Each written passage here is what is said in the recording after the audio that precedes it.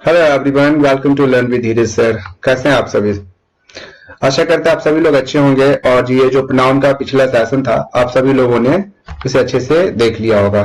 एक अनाउंसमेंट है। अनाउंसमेंट ये है कि 28 फरवरी से प्रैक्टिस सेशन इंग्लिश का है, वो आपको इस हमारे यूट्यूब प्लेटफॉर्म पे देखने को मिलेगा। और ये सेशन काफी बेनिफिशियल होने वाला है जो कैंडिडेट अभी CHSL MTS का प्रिपरेशन कर रहे हैं। ठीक है, और मैं कहीं से कह सकता हूँ, वैसे आप एक बार इसमें पहले जुड़े तब आपको पता चलेगा ये कितना बेनिफिशियल है।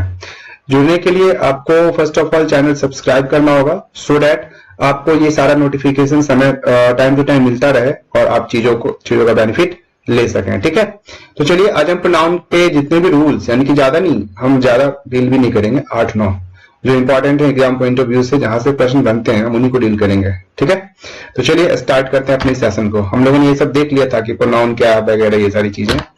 आइए हम आज फर्स्ट रूल की बात करेंगे कि फर्स्ट रूल क्या कहता है। देखिए, कह रहा है कि first sentence starts with it followed by any form of be, the pronoun that follows be must be in nominative case. क्या होता है इसका मतलब, जरा समझते हैं हम लोग। देखिए, अगर कोई वाक्य इट से स्टार्ट हो रहा है, ठीक है जी, अगर कोई वाक्य इट से स्टार्ट हो रहा है और इसके बाद यानी कि इट के बाद अगर इज, आर, एम, वाज, वर, यानी कि बी का जो भी फॉर्म है ये आता है। ठीक है, तो ऐसी स्थिति में देखिए क्या होगा, हमेशा आप यहां पे सब्जेक्टिव केस ही लोगे। ठीक है, कैसे जरा समझेंगे हम लोग। ऐसे मिलेगा इट, देखिए बीच में बी का फॉर्म आया यानी कि इज आया, तो इसके बाद जो हमने लिया वो क्या लिया, नॉमिनेटिव केस, यानी कि एक सब्जेक्ट को लिया। सब्जेक्ट क्या हमारा, आई। ऐसा नहीं करना है हमें कि हम ये लिख लिए इट इज मी, फिर हमारा गलत हो जाएगा। ठीक है, हम क्या लेंगे, it is I, it was you, it was he. इस तरीके से हमें चीजों को करना है। ठीक है, चलिए नेक्स्ट रूल क्या कहता है हमारा, कि we always use object after let, like, between, and, but, except and all prepositions. यानी कि दिए गए जो भी शब्द है, जैसे कि let, like, between, and, but, except और जितने भी प्रेपोजिशंस हैं, इसके बाद हमेशा जो प्रयोग होता है किसका होता है, इसके बाद हमेशा ऑब्जेक्ट का प्रयोग होता है। जरा समझिएगा, हमने लिखा लेट, देन लेट मी, और मी हमारा क्या है, ऑब्जेक्ट है। हमने लिखा there is no problem between, अब देखिए बिटवीन क्या आया, हिम यानी कि ऑब्जेक्ट, एंड के बाद फिर देखिए क्या आया, मी यानी कि ऑब्जेक्ट। यानी कि बिटवीन और एंड के साथ देखिए क्या आ रहा है, ऑब्जेक्ट और ऑब्जेक्ट।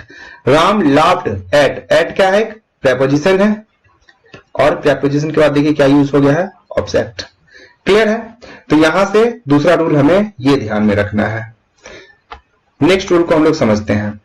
नेक्स्ट रूल देखिए क्या कह रहा है कि subject is compared with subject and object is compared with object. क्या हुआ इसका मतलब, जरा समझिएगा।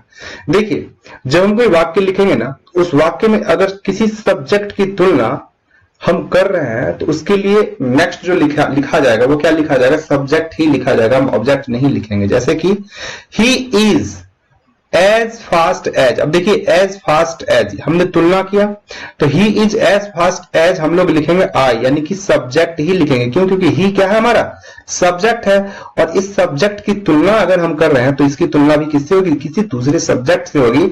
हम यहां पे ये नहीं लिखेंगे कि he is as, just wait, as fast as me, हम लोग ऐसे नहीं लिखेंगे। अगर हम लोग ऐसे लिखते हैं तो फिर ये हमारा गलत हो जाता है। दूसरा उदाहरण समझिएगा, आई रन फास्टर देन, अब देखिए देन एक कंपेयरिंग एजेंट है, तुलनात्मक शब्द है, और ऐसी स्थिति में हमने क्या लिखा, ही, यानी कि ही हमारा क्या आ जाएगा, सब्जेक्ट, और यहां पे आई भी क्या है, सब्जेक्ट। तो सब्जेक्ट की तुलना हम किसी दूसरे सब्जेक्ट से ही करेंगे, और ऑब्जेक्ट की तुलना हम किसी दूसरे ऑब्जेक्ट से करेंगे। जैसे कि देखिए, राम नोज यू, राम तुम्हें जानता है, अर्थात देखिए राम जानता है, किसे जानता है, तो तुम्हें, तो तुम्हें क्या होगा, ये हमारा ऑब्जेक्ट हो गया। अच्छा, जब ये ऑब्जेक्ट हो गया तो इस ऑब्जेक्ट की तुलना देखो हम क्या कर रहे हैं, as much as, him. Ram knows you as much as him, यानी कि जितना कि उसे जानता है तुम्हें भी जानता है। यानी कि उसे के लिए हमने यहां पे क्या लिखा, हिम लिखा, और हिम क्या है, एक ऑब्जेक्टिव केस है। जब मैंने एक ऑब्जेक्ट की तुलना की तो इसके लिए हमने क्या लिखा, कंपेयरिंग एजेंट के बाद ऑब्जेक्ट लिखा। तो इससे हम लोग क्या समझ सकते हैं, देखिए हम लिखेंगे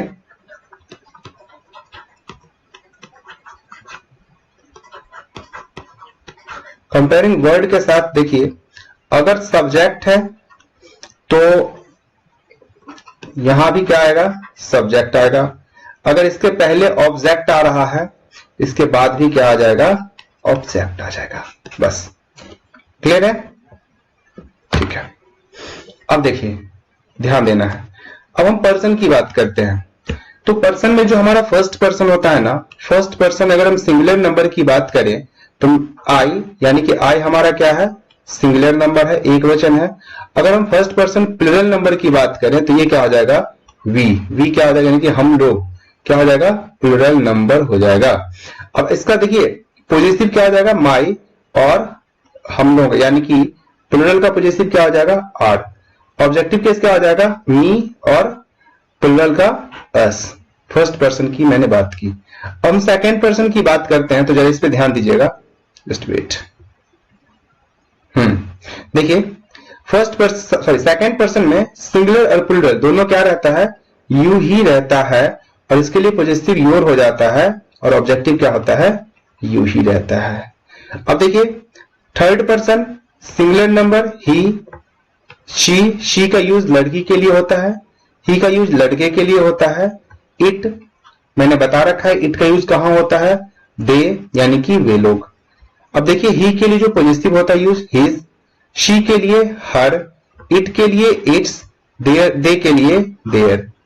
इसके लिए ऑब्जेक्टिव, यानी कि ही के लिए ऑब्जेक्टिव हिम, शी के लिए हर, इट के लिए ऑब्जेक्टिव केस इट ही रहेगा, और दे के लिए देम। इसका बहुत ही ज्यादा प्रयोग होने वाला है। आप यकीन मान लीजिए कि आपको इस ऑब्जेक्टिव सब्जेक्ट, यानी कि इस वाले मेथड पे ना बहुत सारे प्रश्न आपको एग्जाम में देखने को मिलते हैं। प्राय प्रश्न यहां से पूछ लिया ही जाता है। तो चलिए इसे हम लोग अब समझते हैं, इस पर आधारित कैसे प्रश्न आते हैं। देखिए कह रहा है कि if all three or two person out of three person come in a single sentence, तो फिर क्या होगा, समझिएगा।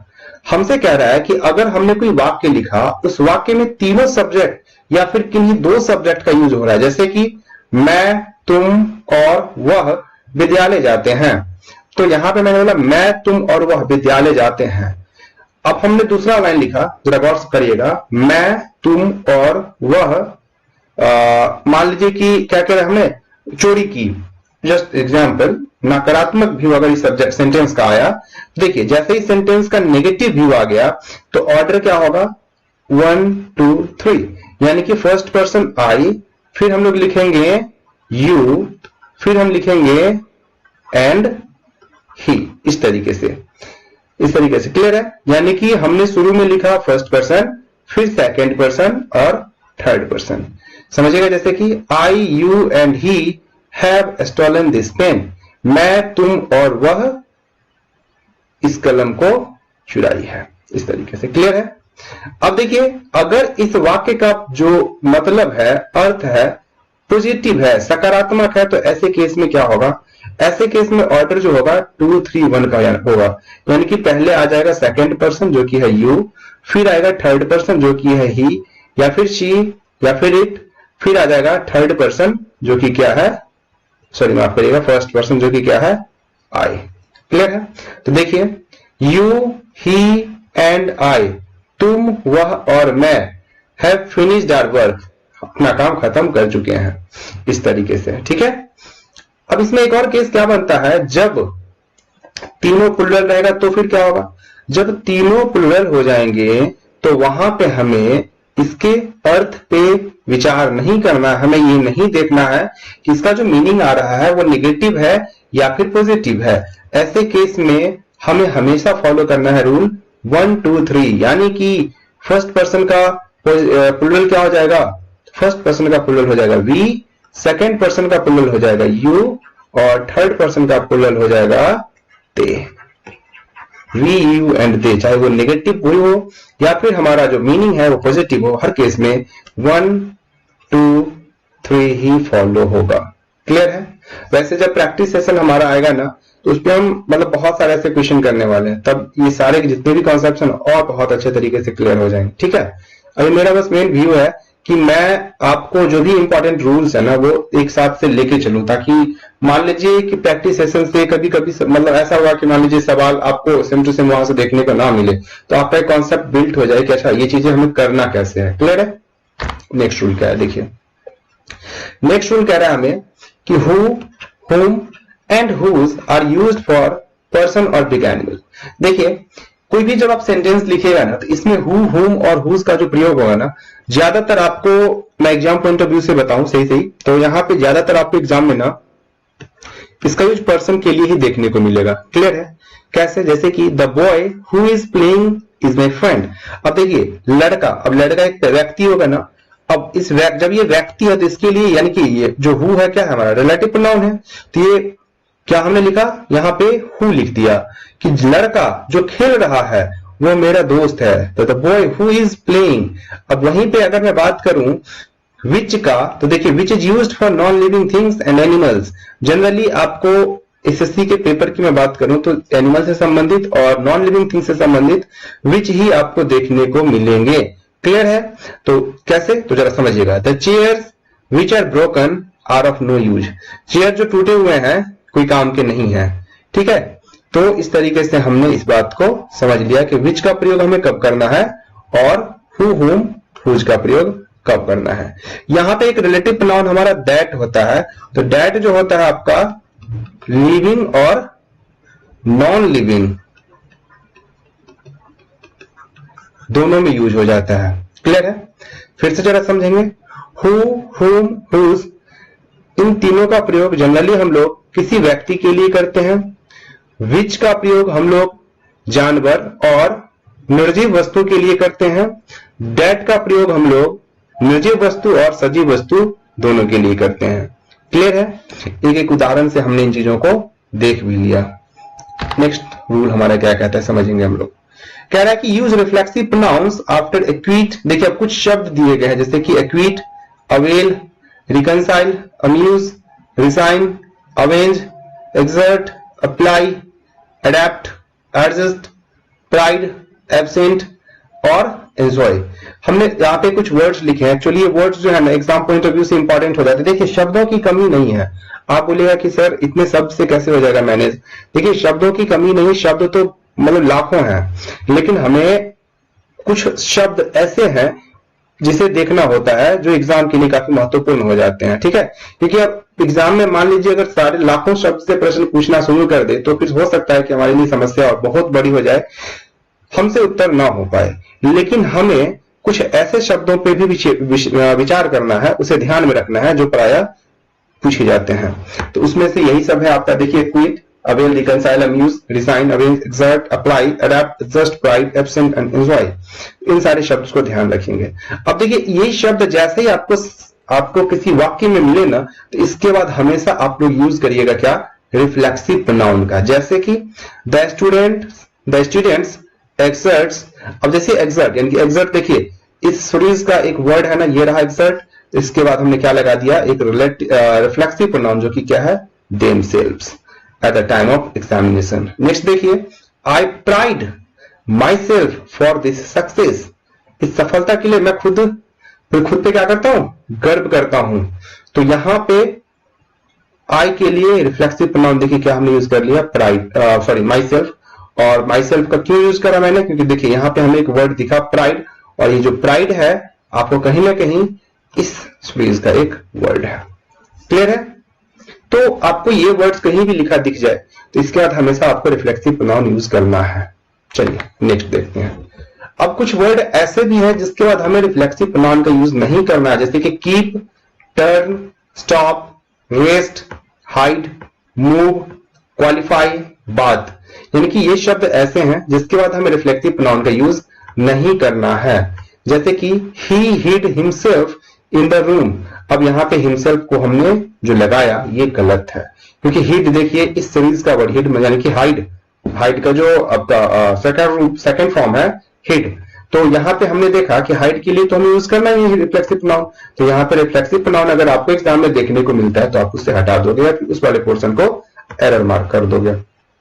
नेक्स्ट क्या है, यू शुड कीप योरसेल्फ। तो जिसकी बात देखिए, कीप भी सीरीज का एक वर्ड है, तो जब इस सीरीज का वर्ड है तो फिर यहां से भी रिफ्लेक्सिव प्रोनाउन को हटा दीजिए, अन्यथा उत्तर गलत हो जाएगा। अब यहाँ पे ध्यान रखने वाली बात क्या है, जरा इस पे सोचेंगे हम लोग।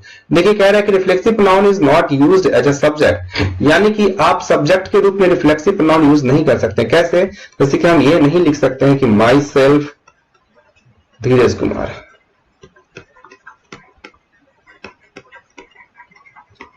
ग्रामेटिकली ये रॉन्ग हो जाएगा। क्यों? क्योंकि ये रिफ्लेक्सिव प्रोनाउन है और रिफ्लेक्सिव प्रोनाउन को हम लोग सब्जेक्ट नहीं बनाएंगे। क्लियर है यहां से ये रूल? चलिए,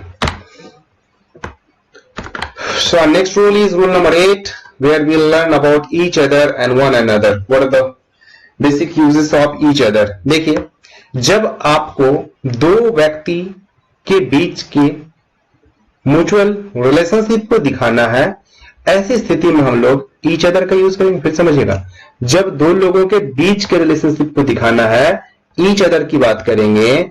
और जब दो से अधिक लोगों के बीच के रिलेशनशिप यानी कि म्यूचुअल रिलेशनशिप को हमें दिखाना है, ऐसी स्थिति में हम लोग वन अनदर का यूज करते हैं। जैसे कि two boys are congratulating each other for their success. अच्छा देखिए, ईच अदर क्यों हमने लगाया? क्योंकि यहां पे देखिए लड़के कितने हैं जी?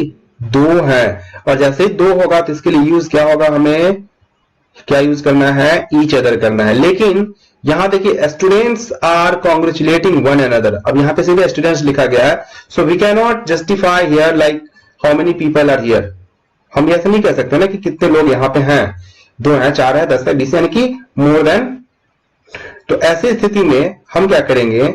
वन अनदर का यूज करेंगे, यानी कि जहां पे 2 से अधिक की बात हो जाए, वन अनदर का यूज हम लोग कर लेंगे।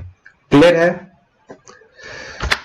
ओके, सो रूल नंबर 9 क्या कहता है हमें? देखिए, if a choice is to be made between 2 or more which is use.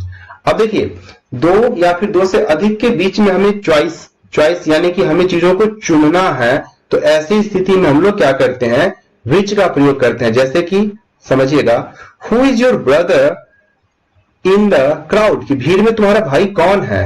अब देखिए, भीड़ की अगर हम बात करें तो here person will be more than 2, और जब 2 से अधिक है या फिर 2 है, तो ऐसी स्थिति में हम लोग क्या कर लेंगे? हु का यूज नहीं करेंगे, अन्यथा सवाल गलत हो जाएगा।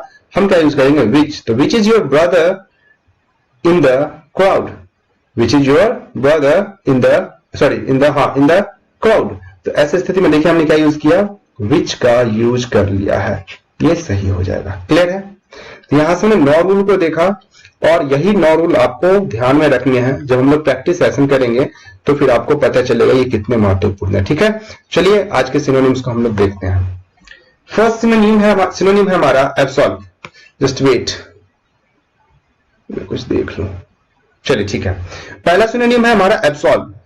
अब देखिए, ये जो व्यक्ति अंदर खड़ा है, इसे देख के हमें क्या लग रहा है? बेचारा जेल के अंदर खड़ा है और बोला प्लीज गॉड पार्डन मी, मतलब दुहाई की, छूटना चाह रहा है, वहां से वो निकलना चाह रहा है, छुटकारा पाना चाह रहा है इस कैद से। और जब बात छुटकारा पाने की हो, इसके लिए सही शब्द क्या है?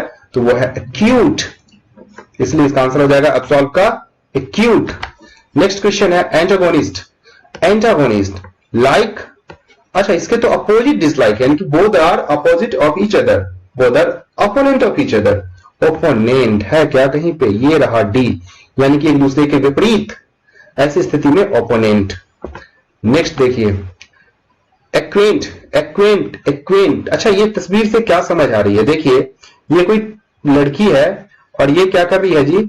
इसका परिचय इससे करवा रही है, यानी कि इसका इंट्रोडक्शन इससे करवाया जा रहा है। यहां पे एक शब्द यूज हुआ इंट्रोडक्शन, यानी कि introduce will be our answer. तो हमारा बी हमारा क्या हो जाएगा? आंसर हो जाएगा।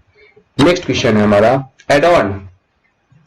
अब देखिए, इस तस्वीर से हमें क्या पता चल रहा है कि एकदम कितने अच्छे तरीके से ये लड़की अपने बालों में मतलब फूल लगा के कितनी अच्छी सी क्यूट सी लग रही है।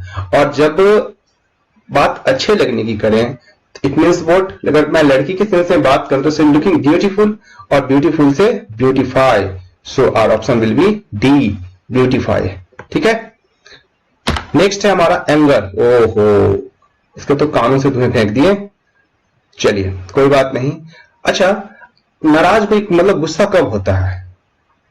जब मतलब डिस्प्लेजर हो, नाराज हो किसी बात को लेकर, तब जाके कोई गुस्सा हो जाता है। ऐसी स्थिति में देखिए विकल्प डी, डिस्प्लेजर हमारे पास है, और ये हमारा क्या हो जाएगा? सही आंसर हो जाएगा। क्लियर है? नेक्स्ट है हमारा लास्ट, जो हमारा मैंने क्वेश्चन आपसे पूछा था उसका आंसर।